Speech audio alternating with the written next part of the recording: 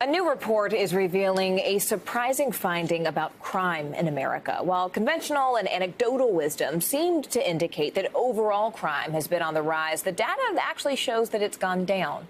NBCNews.com staff writer John Schuppe joins us now to explain. John, thanks for being here. Just first off, give us the big picture. Just how big was this decrease in crime, and how did it break down in terms of region and state? Well, the point that's often lost in the current discussion about crime is that most kinds of crime are falling in most places. And for that reason, overall crime rates are down. That's a continuation of a trend that's been happening since about 1990. So nationally, we're looking at overall rates that haven't been this low since the 1960s. That hasn't been talked about much because we're talking a lot about other more specific things, and particularly crime. All crime is local. And there are places where this trend was more pronounced in 2020. Like Nebraska and Rhode Island and Florida, where overall crime rates fell by more than 10%. And on the opposite end, there were places where overall crime increased in 2020. That included Massachusetts, Nevada, and Washington, just for an example.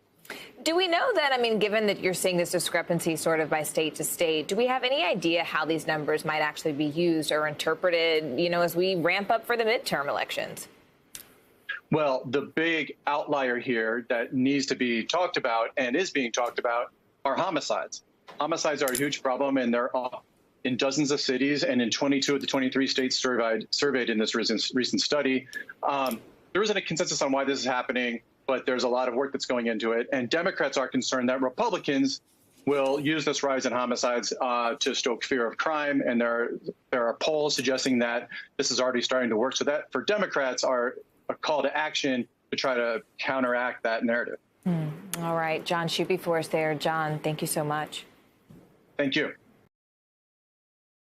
Thanks for watching our YouTube channel. Follow today's top stories and breaking news by downloading the NBC News app.